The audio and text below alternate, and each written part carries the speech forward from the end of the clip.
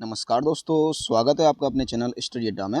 तो दोस्तों, आज की ये वीडियो आप सभी लोगों के लिए बहुत ही ज़्यादा इंपॉर्टेंट होने वाली है, क्योंकि देखिए आप सभी को ज्ञात ही है कि कल क्या है, हमारी 6 काउंसलिंग हुई थी और आयोग ने क्या किया था, बहुत सारे अभ्यर्थियों के साथ बहुत बड़े-बड़े धोखे किए हैं। और ये धोखा क्या-क्या है कि देखो, अगर किसी ज़िले में 1, 2, 3 सीट हैं, तो आयोग ने क्या किया था, जितने भी बच्चे थे, जितने बच्चों ने उस ज़िले में फॉर्म फिल किया था, सभी को बुला लिया था। परंतु जब काउंसलिंग का टाइम आया था, तो जितने बच्चे जितनी सीटें थी वहाँ पर 1-2 अगर 3 सीटें ही तो 3 ही बच्चों का डॉक्यूमेंट वेरिफिकेशन कराया है, बाकी का नहीं कराया और उनको ऐसे ही भेज दिया था। यानी कि आयोग ने क्या किया, उन बच्चों को धोखे में बुला तो लिया वहाँ पर, परंतु काउंसलिंग नहीं कराई और ऐसे ही भेज दिया।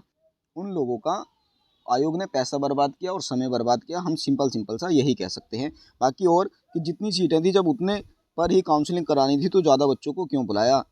कि भी जब अगर आपके पास 2 सीटें हैं, तो आप 2 गुना या 3 गुना ही बच्चों को बुलाते, ज़्यादा बच्चों को आपने क्यों बुलाया? इसका मतलब तो ये हुआ कि आपका जो औचित्य था, सिर्फ़ एनआईएएस अभ्यर्थियों को परेशान करना ही था।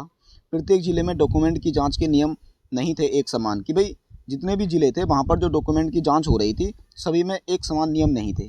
कहीं पर तो जितने डॉक्यूमेंट्स माँगे थे, वहाँ पर कुछ ढीलापन दिखाया जा रहा था और कहीं पर बहुत सख्ती हो जा रही थी। फिर कहीं बहुत अधिक सख्ती तो कहीं ढीलापन, यानी कि कहीं पर तो भाई बोल दे रहे थे कि जितने भी डॉक्यूमेंट्स हैं सारे के सारे हमें चाहिए ही चाहिए, और कहीं-कहीं क्या हो रहा था कि अगर आपने एक डॉक्यूमेंट्स भी दिखा दिया, एक्सपीरियंस लेटर या नियुक्ति लेटर, और आपने प्रूफ कर दिया कि आप 2017 से 19 के बीच में स्कूल में कार्यरत थे, तब आपकी काउंसलिंग हो जा रही थी। और देखेंगे क्या नई भर्ती में ये सभी डॉक्यूमेंट्स लगेंगे, कि जो नई भर्ती निकलेगी क्या उसमें भी ये सारे के सारे डॉक्यूमेंट्स लगेंगे? तो ये सारी की सारी बातें हम इस वीडियो में करेंगे। हाँ, वीडियो स्टार्ट करने से पहले अगर आपने अभी तक हमारी वीडियो को लाइक और चैनल को सब्सक्राइब नहीं किया तो जल्दी से कर लीजिए। तो स्टार्ट करते हैं। तो ये देखो, सबसे पहले हम इसको देख लेते हैं कि ये एक क्या है, दिनांक 24 मई 2025 को आयोजित काउंसलिंग हेतु रिक्त पदों का विवरण। ये रिक्त पदों का विवरण है। आयोग ने, जैसा कि आप सभी को पता होगा कि पहले क्या है, अच्छे से सभी का रिक्त पदों का विवरण नहीं दिया था, परंतु जब अभ्यर्थी वहाँ पर पहुँचे तब वहाँ पर इसको चस्पा कर रहे हैं ये लोग। अब देखिए, जब वहाँ पर ये इसको चस्पा कर रहे हैं, अगर ये लोग पहले से ही चस्पा कर देते तो मान के चलो, जैसे कि यहाँ पर अनुसूचित जाति, आर्थिक रूप से कमज़ोर वर्ग और दिव्यांग लोगों के पद हैं, दूसरे अन्य के नहीं है, यानी कि जनरल वालों के यहाँ पर एक भी पद नहीं है। ये नीचे लिखा भी है, देखो आप देख सकते हैं कि अनारक्षित, अन्य पिछड़ा वर्ग और अनुसूचित जाति में पद रिक्त नहीं है। तो ये सूचना आपको पहले ही दे देनी चाहिए थी। अब जो यहाँ पर अनारक्षित, अन्य पिछड़ा वर्ग और अनुसूचित जाति के बच्चे गए होंगे तो उनका तो कोई फ़ायदा ही नहीं हुआ। तो इन लोगों के साथ ये आयोग ने थोड़े बहुत धोखे तो भाई किए ही हैं, इतना तो हम समझ ही सकते हैं। दूसरा दूसरा ये है कि जैसे आप ये स्क्रीन पर देख रहे हैं, एनआईएएस डीएलएड अभ्यर्थियों के प्रमाण पत्रों के सत्यापन हेतु निर्देश एवं चेकलिस्ट की भी, चेकलिस्ट में जितने भी ये डॉक्यूमेंट्स मांगे हैं, जैसे लिखा है कार्यालय जिला शिक्षा अधिकारी प्रारंभिक शिक्षा चमोली, ये लिखा है एनआईएएस डीएलएड संबंधी शैक्षिक प्रमाण पत्र, अंक पत्र, प्रमाण पत्र की मूल प्रति एनआईएएस डीएलएड 17-19 की अवधि में किया गया हो और 2017-19 से इतर मान्य नहीं होंगे। देखो, ये तो बिल्कुल सही है कि भाई ये तो होने ही चाहिए, ये तो हर किसी पर्सन के पास होने चाहिए भाई, जिसके पास नहीं होंगे उसको तो बाहर का रास्ता दिखाना ही चाहिए। दूसरा, एनआईएएस डीएलएड संबंधी शैक्षिक प्रमाण पत्र ऑनलाइन नेट से निकाले गए प्रिंट आउट कदापि मान्य नहीं होगा। चलो हम ये भी कह सकते हैं कि भाई नेट वाले मान्य नहीं होंगे, कभी हो सकता है कोई फ्रॉड तरीके से बना लाया हो, तो ये आपको मूल में ही दिखाने होंगे, ठीक है। 31 मार्च 2019 से पूर्व इंटर में न्यूनतम 50% अंक धारित करते हो। हाँ, ये भी सही बात है, क्योंकि जो डाइट वाले बच्चे होते हैं सिर्फ वही एंट्रेंस एग्जाम के द्वारा जाते हैं, तो उनके लिए 12th में 50% अंक होना कंपलसरी नहीं होता, परंतु जितने भी डाइट के अलावा अदर बच्चे होते हैं उन सभी को इंटरमीडिएट में 50% अंक लाना अनिवार्य होता है। ये भी ठीक है, चलो। फिर लिखा है 10 अगस्त 2017 से 31 मार्च 2019 तक सेवारत रहने संबंधी साक्ष्य भी, यहाँ पर कुछ साक्ष्य देने थे जो कि आपको प्रूफ करते हो कि 2017 से 19 तक आप सेवा में थे, जिसमें सबसे पहला था नियुक्ति पत्र की विज्ञप्ति और प्रकाशन की प्रमाणित प्रति।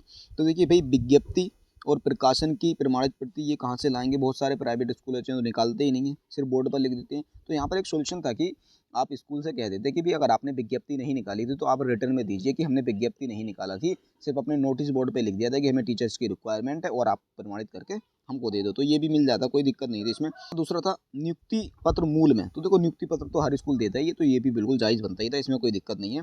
प्रबंधन संस्था के प्रबंधाधिकरण का अनुमोदन, कि यहाँ पर जो स्कूल के प्रधानाचार्य हैं वो लिख कर देते, अपना अनुमोदन देते, तो ये भी हो सकता था, कोई दिक्कत वाली बात नहीं थी। 10 अगस्त 2017 से 31 मार्च 2019 तक विद्यालय द्वारा किए गए वेतन भुगतान के साक्ष्यों की प्रमाणित प्रति, यानी कि यहाँ पर आपको वेतन विवरण चाहिए था। तो देखो, ये भी बिल्कुल होना ही चाहिए था कि वेतन तो चाहिए ही चाहिए। अगर आपको बाई कैश मिला है तो आप स्कूल से लिखवा कर लेकर जाएंगे, अकाउंट में मिला है तो आप की जो पासबुक है उसको लेकर जाएंगे, तो इसमें भी कोई दिक्कत नहीं होती ज़्यादा। 10 अगस्त 17 से 19 तक उपस्थिति पंजिका की प्रमाणित प्रति की। भाई जब आपने स्कूल में पढ़ाया है तो आपके पास क्या होगा, एक रजिस्टर भी होना ही चाहिए जहाँ पर आपकी उपस्थिति लगती होगी। तो आप क्या करेंगे, उसकी फ़ोटो खींचकर उसको प्रमाणित करवा लेते, तो ये भी आराम से कर सकते थे। पठन पाठन की समय सारणी की प्रमाणित प्रति, तो ये भी वैसे हो जाता। वैसे अगर हम देखें तो ये डॉक्यूमेंट ज़्यादा दिक्कत नहीं थे। हाँ, कुछ लोगों को लगता है कि भाई ये कहाँ से आएंगे, हमारा स्कूल तो ऐसे करता ही नहीं है। तो आप ऐसे कर सकते थे कि अगर आपके पास विज्ञापन नहीं है, नियुक्ति पत्र नहीं है, तो आप क्या करेंगे, वहाँ पर स्कूल से लिखवा लेंगे और लिखवा कर प्रमाणित करा लेंगे, बात हो जाएगी, बस सिंपल। तो ये थे, परंतु फिर भी ये बहुत सारे डॉक्यूमेंट्स थे जो कि आम आदमी के लिए जल्दी से उपलब्ध करा पाना बहुत मुश्किल हो जाएगा। तो इस वीडियो में हम यही बता रहे हैं कि भाई बहुत सारे ज़िले तो ऐसे थे जहाँ पर क्या किया गया था, ये सारे के सारे डॉक्यूमेंट्स को मांगने के लिए बहुत सख्ती की गई थी कि ये सारे ही चाहिए, नहीं तो हम आपकी काउंसलिंग नहीं कराएंगे। और बहुत सारे ज़िले ऐसे थे जिनमें से ये जो बहुत सारे पॉइंट दे रखे हैं, इनमें से 1 या 2 डॉक्यूमेंट दिखाने पर ही उनकी काउंसलिंग हो गई थी। हालांकि अभी तक मेरी बहुत सारे बच्चों से बात हुई थी, उन्होंने कहा था कि कोई ज़्यादा इशू नहीं आया था, बस किसी एक आधे ज़िले में ज़्यादा इशू हुआ था इनके ऊपर। दूसरा था स्नातक संबंधित शैक्षिक प्रमाण पत्रों की मूल प्रति, तो ये तो भाई चाहिए ही चाहिए थी। फिर सीटेट यूटेट भी आपको चाहिए था। स्थायी निवास जाति प्रमाण पत्र, ये तो सभी को चाहिए ही होते हैं, यानी कि ये तो भाई कोई दिक्कत नहीं है। बाकी देखो हम यही बोल रहे हैं कि भाई बहुत सारे जिलों में क्या था कि इसके ऊपर बहुत सख्ती की गई थी और कहीं पर सख्ती नहीं की गई थी कि भाई आपके उत्तराखंड है, कोई ज़्यादा बड़ा राज्य तो है नहीं, कुल 13 ही जिले हैं। तो यहाँ पर आपको पहले से ही बैठकर नियम डिसाइड कर लेनी चाहिए कि भाई जब काउंसलिंग होगी तो सभी जगह एक ही नियम रहेगा, बच्चे कोई भी ऑब्जेक्शन नहीं उठा सकें। आपने खुद ये ऑब्जेक्शन उठाने वाली बात की है। थोड़ा अगला देख लेते हैं आप। ये देख रहे हैं आप, ये देख रहे हैं कार्यालय जिला शिक्षा अधिकारी पिथौरागढ़, यानी कि यहाँ पर पिथौरागढ़ में बच्चे गए थे जो कि काउंसलिंग के लिए गए थे। और ये बेचारे बाहर खड़े हैं क्योंकि लिस्ट में तो इनका नाम था परंतु टॉप में नहीं थे, इसलिए इनको बस खाली बुला लिया गया और ये बाहर इनको ऐसे ही भेज दिया गया। अब देखते हैं ये पूरी खबर क्या है। डीएलएड काउंसलिंग में अभ्यर्थियों का शिक्षा विभाग पर मनमानी का आरोप। कहा 2020 की विज्ञप्ति में बैकलॉग के थे 162 पद, लेकिन अब दिखाए सिर्फ 41। 2200 अभ्यर्थियों को किया आमंत्रित, अनुपस्थित पर अभ्यर्थन निरस्त की दी थी चेतावनी। यानी कि यहाँ पर आप सभी को पता है कि जब इन लोगों ने फॉर्म फिल किया था 2020 में, उस समय एक बैकलॉग के 162 पद थे, परंतु इस वैकेंसी में क्या दिखाया गया है कि सिर्फ वहाँ पर 41 पद ही हैं। कि 2200 अभ्यर्थियों को, भाई अगर आपके जिले में एक भी सीट थी तो वहाँ पर 2200 अभ्यर्थियों को बुला लिया गया था और ये भी कहा था कि जो नहीं आएगा उसका जो अभ्यर्थन है वो निरस्त कर दिया जाएगा। पूरी खबर पढ़ते हैं। पौड़ी शिक्षा विभाग द्वारा डीएलएड प्रशिक्षुओं की काउंसलिंग को लेकर विभाग की कार्यप्रणाली पर अभ्यर्थियों ने नाराजगी जताई है। उनका कहना है कि वर्ष 2020 की विज्ञप्ति में सहायक अध्यापक बैकलॉग के 162 पद रिक्त थे, लेकिन अब विभाग ने काउंसलिंग के दौरान सिर्फ 41 पद ही रिक्त दर्शाए हैं। शनिवार को मुख्यालय पौड़ी स्थित शिक्षा परिसर में प्राथमिक शिक्षा में सहायक अध्यापक के 41 रिक्त पदों पर डीएलएड प्रशिक्षुओं की काउंसलिंग आयोजित की गई। इस मौके पर प्रदेश के विभिन्न जनपदों से बड़ी संख्या में अभ्यर्थी पहुंचे। अभ्यर्थियों ने आरोप लगाया कि पहले यह प्रक्रिया सामान्य रूप से होनी थी, लेकिन अंतिम समय में इसे विषयवार व 3 श्रेणियों, अनुसूचित जाति, आर्थिक रूप से कमजोर वर्ग और दिव्यांग में बांट दिया गया। इसकी सूचना विभागीय वेबसाइट पर शुक्रवार शाम करीब 5 बजे डाली गई। तब तक अधिकांश अभ्यर्थी पौड़ी पहुंच चुके थे। रुड़की के अभ्यर्थी अनिल कुमार, देहरादून से आए संजय कुमार और रिखणी खाल के सुभाष चंद्र ने बताया कि विभाग द्वारा वर्ष 2020 में जारी विज्ञप्ति में 162 बैकलॉग पदों की जानकारी दी गई थी, लेकिन अब केवल 41 पद रिक्त दिखाए जा रहे हैं। अभ्यर्थियों का आरोप है कि विभाग ने 2200 से अधिक अभ्यर्थियों को आमंत्रित किया है, लेकिन सूचना पट पर सिर्फ चयनित सूची ही चस्पा की गई है। वहीं सतपुली की मालती नेगी, उत्तरकाशी की दीपक सिंह और कोटद्वार की अलका मेहता ने बताया कि 2020 की विज्ञप्ति में 2024 के प्रशिक्षुओं को भी शामिल कर लिया गया है। यानी कि 2020 की जो विज्ञप्ति थी उसमें 2024 में जिन लोगों ने आवेदन किया था उनको भी शामिल कर लिया गया था। एनएएस से डीएलएड करने वाले अभ्यर्थियों को विभाग अनावश्यक दस्तावेजों की मांग कर परेशान कर रहा है, जिसमें निजी विद्यालयों की नियुक्ति, वेतन विवरण, उपस्थिति व समय सारणी शामिल हैं, जबकि निजी विद्यालय ऐसी जानकारी देने से इनकार कर देते हैं। तो ये सभी आप लोगों ने देख लिया होगा कि भी जो 6 काउंसलिंग वाले अभ्यर्थी उनके साथ कैसे कैसे विभाग ने धोखा दिया है कि भाई जितनी सीटें थी जिस जिले में और जितने बच्चों ने आवेदन किया था सभी को बुलाया था, जो कि बुलाना उनका औचित्य नहीं था, क्योंकि वहाँ पर सिर्फ आयोग ने क्या क्या है, लोगों के पैसा और समय ही खराब करवाया है। प्रत्येक जिले में डॉक्यूमेंट की जाँच के नियम एक समान नहीं थे, कहीं सख्ती थी तो कहीं पर ढीलापन था।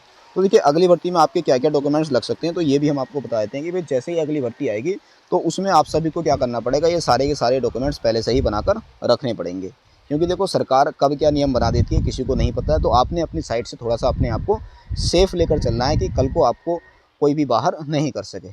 और बाकी देखो ये जो भर्ती है कंप्लीट हो ही चुकी है। बच्चे आपके जो ज्वाइनिंग लेटर का सवाल है ये आपको कब मिलेंगे, तो लगभग 3 से 4 दिन के अंदर आपको जो ज्वाइनिंग लेटर है इसकी जानकारी आपको मिल जाएगी कि आपको कब मिलेंगे, और तुरंत ही आपको स्कूलों में भी ज्वाइन करवा दिया जाएगा।